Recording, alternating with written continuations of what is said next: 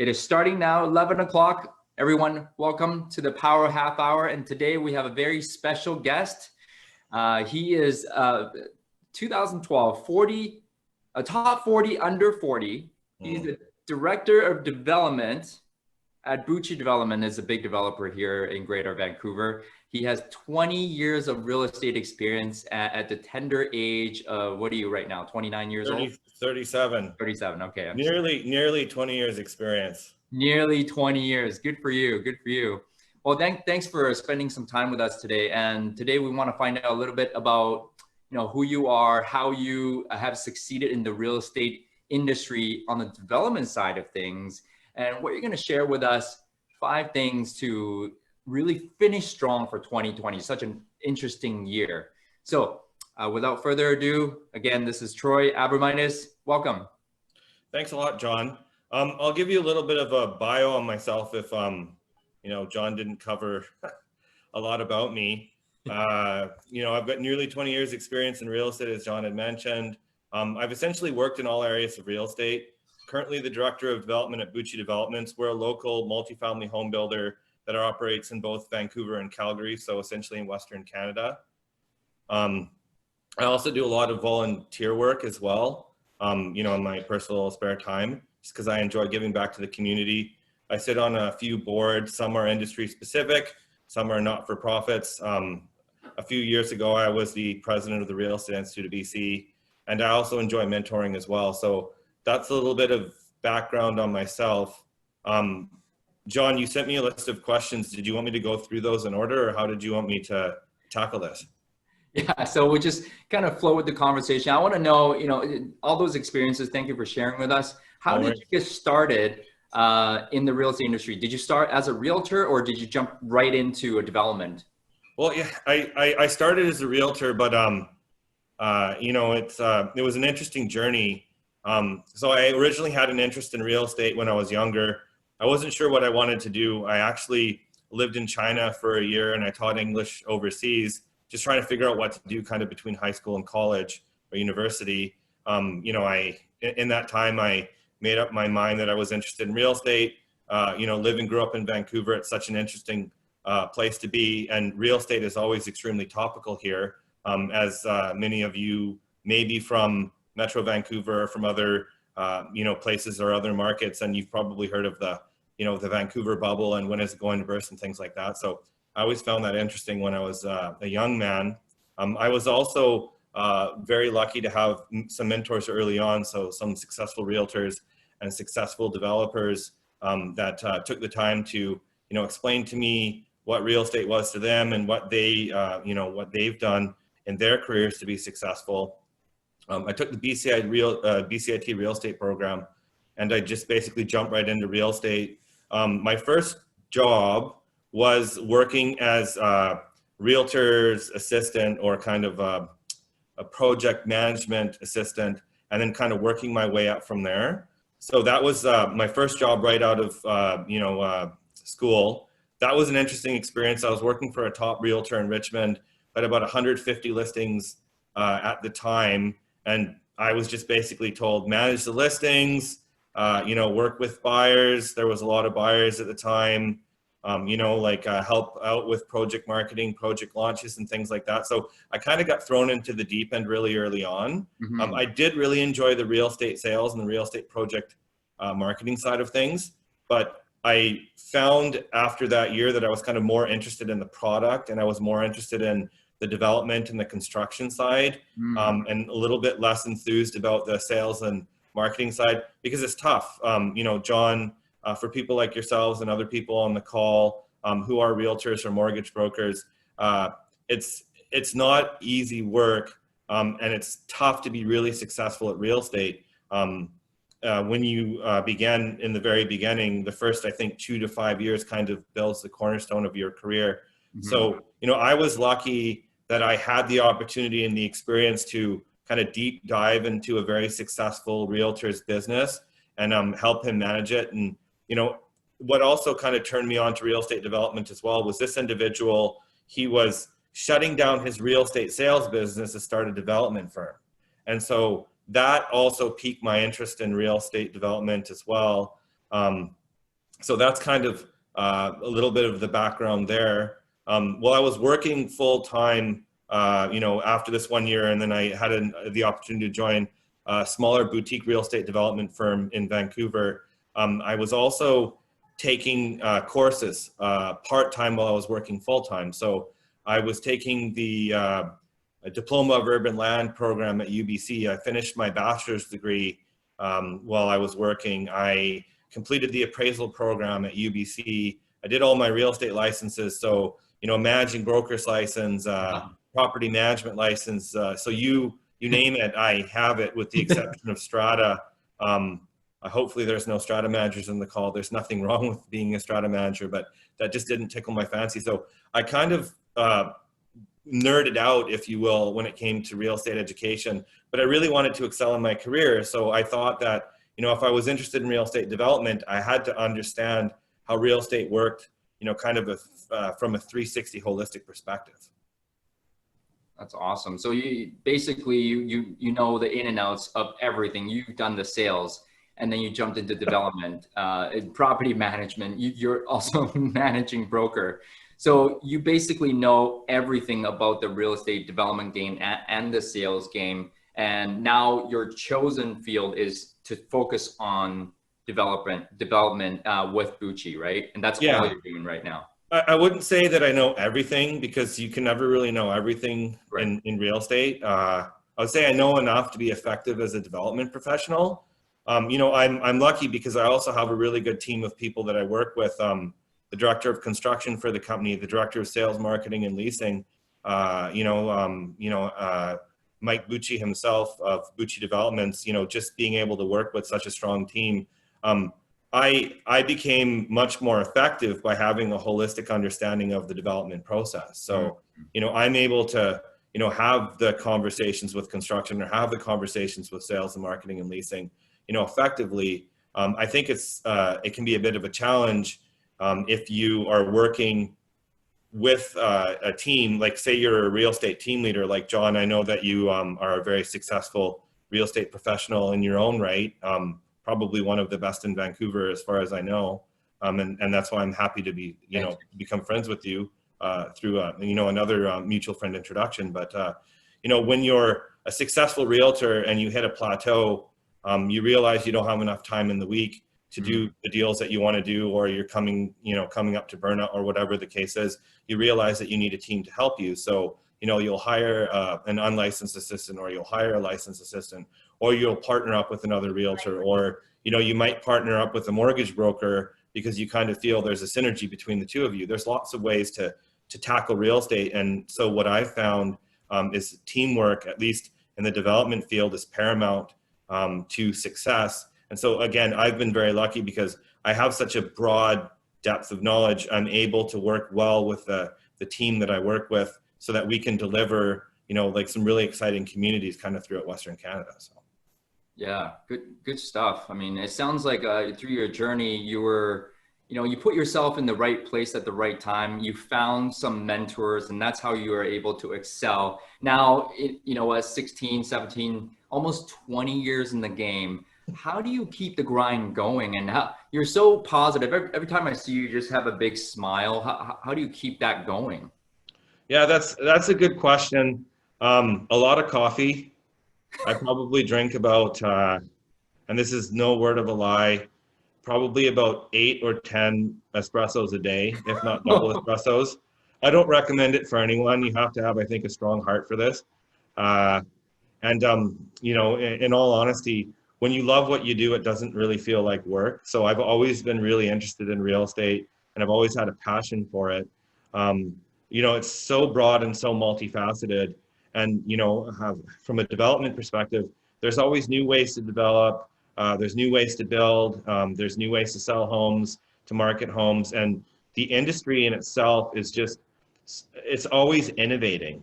And so, I took a little bit of time, John, to watch some of your previous videos from some of the previous speakers that you had on.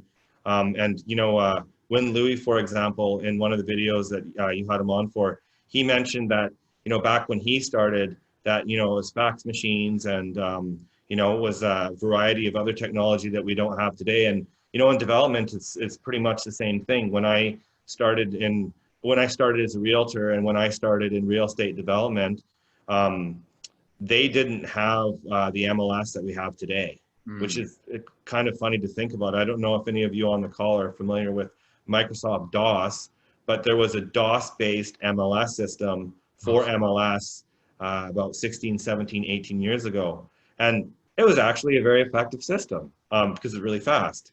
You know, the privacy laws have changed over time. You used to be able to find information more quickly about prospective clients. You know, as a realtor, that would be tremendously helpful. In the last few years, the privacy laws have moved in such a way where it's very hard to find prospective clients' information. So, you know, like even from a real estate sales perspective, the market has really changed.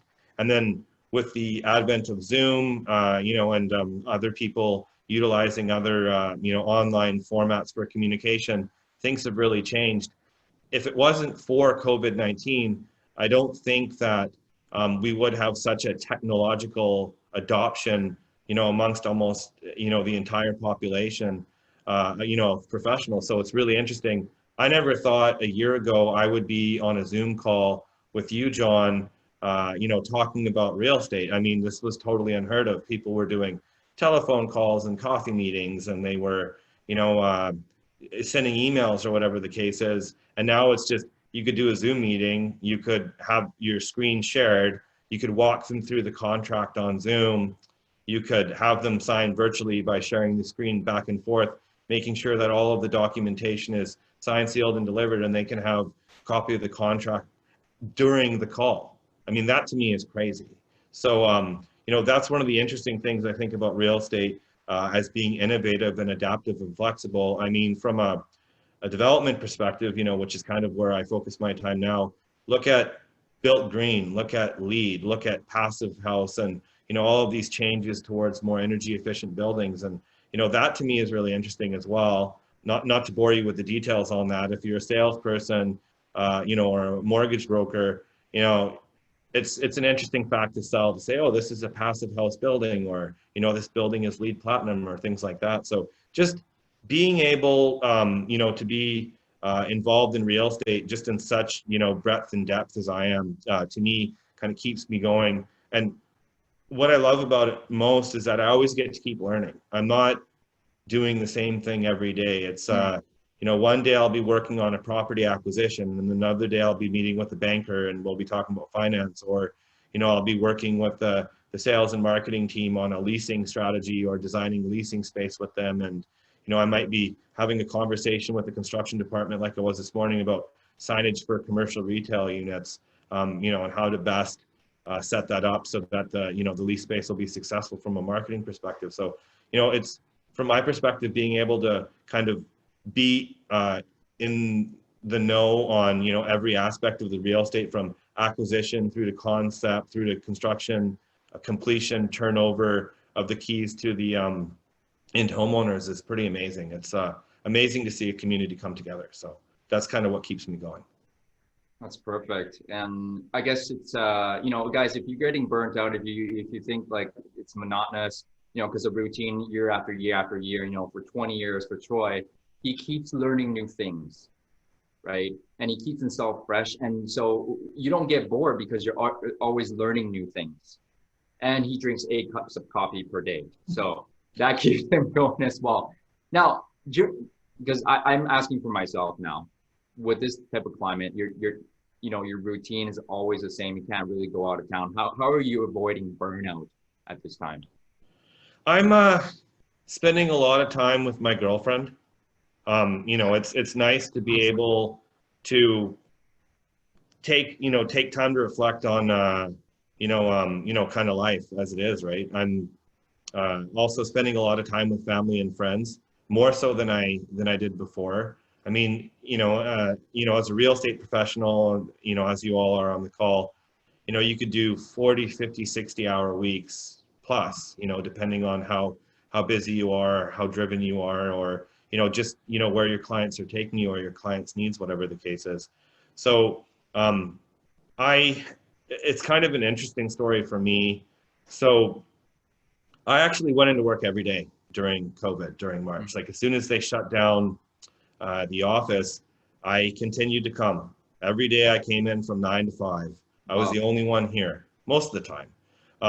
I'm just a creature of habit. I'm kind of a creature of routine. So I just found that if I was still in the office and I was still working and still being productive, that, you know, I enjoyed that. Because I mean, if you've been working in an office environment essentially for, you know, like nearly 20 years, you know, if somebody tells you you can't go to work, well, you're probably going to go to work, because I've been doing it for thousands of days. But it was nice because, you know, less people were calling, less people, you know, there's less emails coming through. There's still the same amount of work, but I had more time to focus. You know, I was able to get my work done, you know, quite, you know, neatly wrapped in, you know, from the perspective that, you know, I was just able to concentrate. I found I was able to just really focus in and hone in on the things that I needed to get done. Because before COVID, there was always distractions. Say you're a real estate agent, be trying to do multiple offers, a buyer calls you, wants to see a place, you know, in development, you know, I could be dealing with the city of Calgary on one issue, and then all of a sudden an issue comes up with the city of Vancouver project. So it's kind of the, you know, the multitasking is kind of the same thing to an extent. But for myself, you know, I was coming into work, you know, just keeping my daily routine the best I could. And then at the end of the day, I was seeing my girlfriend. She's a nurse practitioner. So she works in the healthcare field. So obviously she was working extremely hard herself as well during COVID, because she was a first responder essentially. So just spending time with her, spending time with my mom and dad, you know, my close friends during COVID. Obviously being responsible and socially distancing is important, but, you know, just making more time and just being grateful for the family and friends that you have, and just acknowledging them and you know, just enjoying the time that you have with them. I'm sure, John, that you probably found yourself spending more time with your family and more time with your friends, and having, I guess, more of a period to reflect during the situation too, I would imagine. Yeah, absolutely. And you know, what I hear from you is that family time is important. That's why, you know, I wouldn't know what to do without my wife. I'd probably you know, go crazy, right? But you know, having her here and seeing her more, seeing my daughter more, has actually, you know, calmed me down, has grounded me a lot. And you know, really thanks for sharing that. And so I want to touch on this a little bit, Troy. You managed 32 developments, an aggregate amount of 1.2 billion. That's a lot of pressure. I want to know how you handle that pressure on a daily basis. Do you get anxious? Do you like ever get scared? Like what goes on in your mind when you're handling so much money? That is a very good question. I think at the end of the day, when you're working on projects, whether they're large or small, you kind of have to treat them with the same level of care and the same scope and scale, you know, as you would, you know, with anything that you're working on, you know, from a real estate perspective. So what I mean by that is, it doesn't matter if it's like a 25 unit subdivision, or, you know, like a 50 unit, like townhome project, or 100 unit apartment building, or, you know, like 2 high-rise towers or 3 high-rise towers, or whatever the case is. The most important thing is that when you're working on the project, and that's why, you know, earlier on in the conversation I was mentioning having a strong team to be able to work with and rely on to execute, you know, the overall vision for the project. You know, and I'm lucky in that regard. I think, you know, and I feel that I work with some of the best people in the business, you know, here at Bucci. When it comes to kind of creating the vision for a community, you know, you're thinking about lifestyle, and you're thinking about, you know, the people that are going to live there, and then you're tailoring a product for, you know, their lifestyle, so that you can enable their lifestyle. The people will enjoy living in this building, calling it home. You know, you've got, you know, you got 1-bedroom units, you've got 2-bedroom units, 3-bedroom units, you've got bachelor suites, or studios as you call it. So you have to make sure that all of those things are considered. Also the architecture, you know, the public realm is really important as well. Just taking into consideration kind of walking the neighborhood, walking the block, getting to know the neighbors, being a good neighbor is important. Working well with the city, working with the, you know, the politicians and the planners, the engineers, you know, and the other various stakeholders that play a part in the approval process is really important. And then, just going to town with your consultant team, your architects, your, structural, mechanical, electrical, civil, landscape consultants, and the other specialists that work within it, and working collectively as a team, to achieve the vision of that development, and then turning it over to construction to build, turning it over to sales and marketing, to sell the vision or to sell the dream of that housing, whether it's being sold or leased or whatever the case is. All of those factors kind of play into it. And then last but not least, just making sure that you're enjoying yourself and you're enjoying the process, throughout the development life cycle. There's a lot of people who, just look at real estate development as dollars and cents. And, that's why, when you're asking about like small projects or large projects or, the total number or whatever the case is, I kind of treat every project the same, whether it's a small project or a large project, because, at the end of the day, you're building homes for people. You're building homes for, young families. You're building homes for, individuals who might be selling their single family home and downsizing to a condo. And, that's a major change in their life for them. So if you kind of look at it from the community being complete, and then you work backwards to how can you build that and develop that, and sell that successful community, I think that really does help with the process. Total number of projects and a total dollar value of projects, it's an aggregate value, or it's a number of communities that you can drive past and you're really excited about seeing when they're finished, whether it's 5, 10, or 15 years ago. From my perspective, when I started working in real estate, I had no idea that I was going to be working on, like tower projects that are worth, 100 plus 200, $1 million or whatever the case is. I had no idea. I never envisioned that by the time I was 37, I'd be working on, like master plan communities. So, for me, when I essentially got started to where I am at now, I'm just excited about the scope and scale of the projects that I've continued to work on. And, honestly, I've been lucky, to work on some of the projects that I have with the team that I work with and with Bucci, because, at the end of the day, I kind of view it as I'm only, as a development professional, I'm only as good as my last development that I've, successfully managed or navigated through the process. It's like being a realtor, your realtor stats get reset each year, right? So you might be number one in 2020, but in 2021, you might not adapt. And then all of a sudden you might be like number 50 or number 100 or whatever the case is. Right? So I kind of, I'm a little bit competitive natured, not tremendously competitive natured. I'm, quite easygoing, John, as you're getting to know me, you've seen. But at the end of the day, I kind of feel like you're only as good as the last community that you've developed. Right. So I kind of take each development in stride, kind of one project at a time. And, each project evolves. Some days you love the project you're working on, and some days you're stressed out about the project you're working on, for whatever reason. But that's kind of how I tackle, or I've tackled all of the projects throughout my career.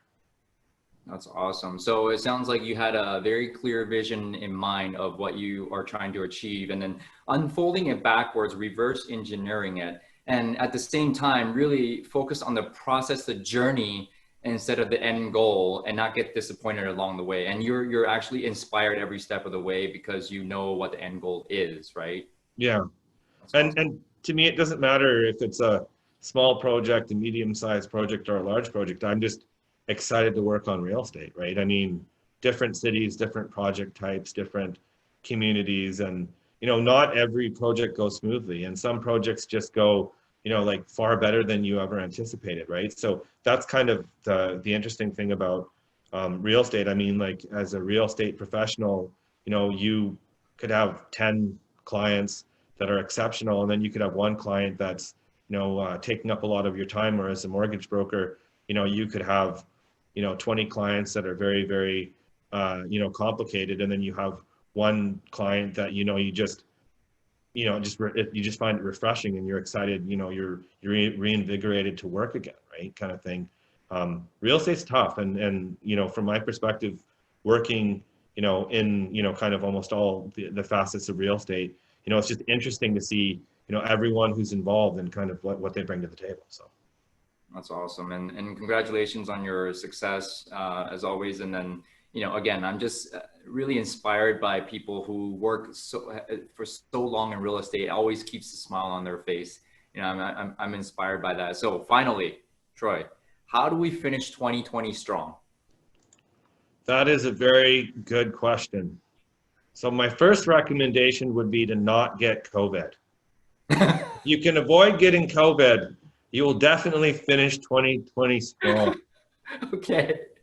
I'm sorry, Good that was advice. just like the first answer that came to my head Okay, good. when I was supposed to answer that. The second thing I'd mention, and again, this is kind of what I alluded to earlier on in the call, is to set aside time to spend to set aside time to spend with family and friends. I think it's really important.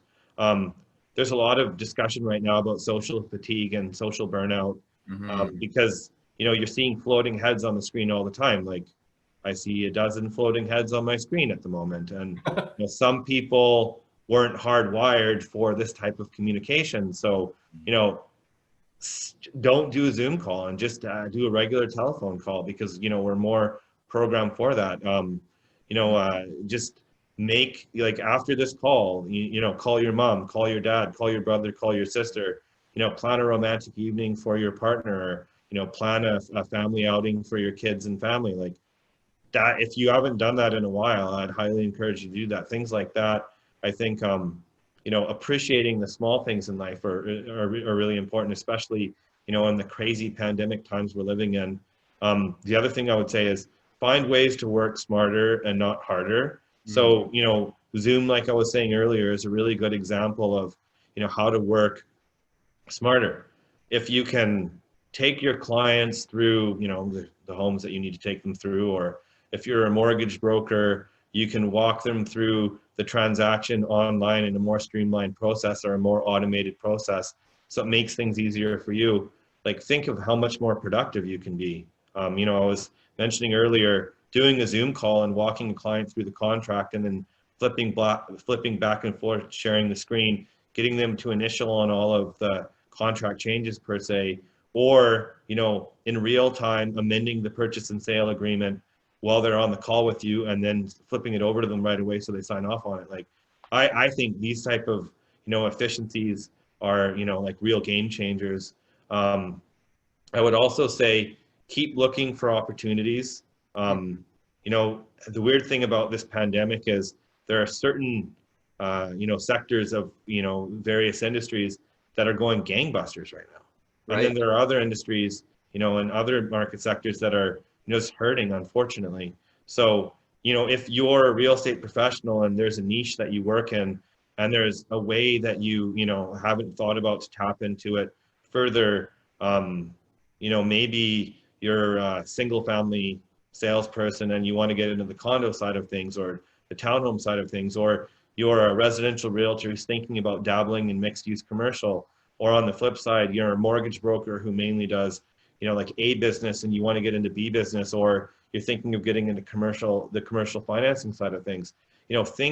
Think bigger and think broader and think bolder about ways that you can kind of pivot, in this time, because at the end of the day, it's, the individuals or it's the organizations that, are kind of looking at things kind of upside down or backwards, that are creating like really interesting ways to, like be profitable and sustainably profitable in this, like weird market that we're in. And then the last thing I would say is keep it only the finest. Yes. Yes. That's awesome. Okay. So number one, guys, don't get COVID. Live Yeah, through it. Number two, spend time with family, guys. If you haven't called your mom, called your family, spend time with your partner. Let's have a date night this week, wife. That'd be awesome. Thank you for that. Working smarter, not harder, guys. When you're grinding, think about ways where you can make yourself more efficient. Number four, look for new opportunities, right? There's so many businesses that are not doing well, but there are so many businesses that are actually thriving in this market condition. So what opportunities do you see in your industry to have yourself thrive? And number five, only the finest. that's right, John. Only the finest. Only the finest. All right, Troy, thank you so much for today.